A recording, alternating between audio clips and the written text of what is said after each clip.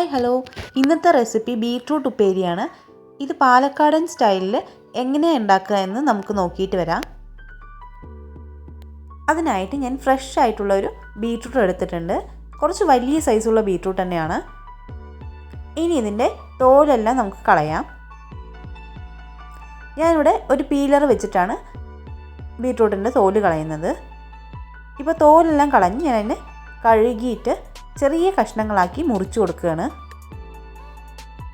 നിങ്ങൾക്ക് വേണമെങ്കിൽ ഗ്രേറ്റർ വെച്ച് ഗ്രേറ്റ് ചെയ്യുകയോ ചോപ്പർ വെച്ച് ചോപ്പ് ചെയ്യുകയോ ചെയ്യാം.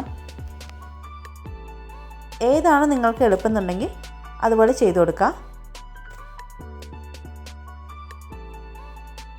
ബീട്രൂട്ട് മുഴുവനും ഞാനിവിടെ ഇങ്ങനെ ചെറിയ കഷ്ണങ്ങളായി മുറിച്ച് വെച്ചിട്ടുണ്ട്.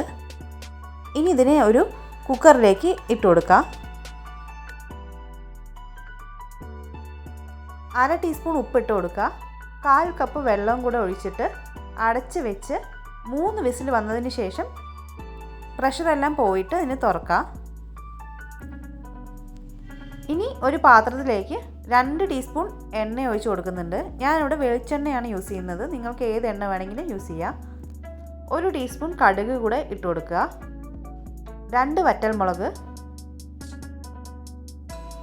ഒരു വലിയ ഉള്ളി ചെറിയ കഷ്ണങ്ങളായി മുറിച്ചത്, 1 തണ്ട് കറിവേപ്പില,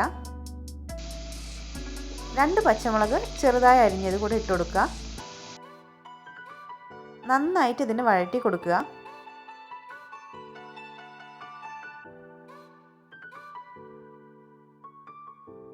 ഇനി 3 ടേബിൾ സ്പൂൺ തേങ്ങ ചിരവിയത് കൂടെ ചേർത്ത് കൊടുക്കുക.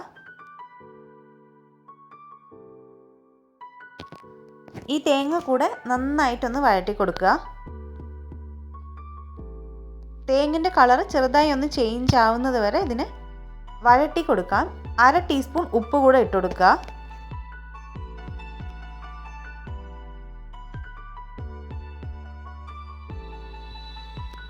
ഇനി നമുക്ക് ബീട്രൂട്ട് ഇതിലേക്ക് ഇട്ട് കൊടുക്കാം. കുറച്ച് വെള്ളം മാത്രമേ ഇതിലുള്ളൂ. അതിന് ഞാനിങ്ങനെ ഇളക്കി വറ്റിച്ചെടുക്കുകയാണ്. നന്നായിട്ട് വറ്റിച്ചെടുക്കുക. അപ്പോൾ നമ്മളുടെ ബീട്രൂട്ട് ഉപ്പേരി ഇവിടെ റെഡി ആയിട്ടുണ്ട്. എല്ലാവരും ഈ റെസിപ്പി ഒന്ന് ട്രൈ ചെയ്ത് നോക്കണം. Thank you.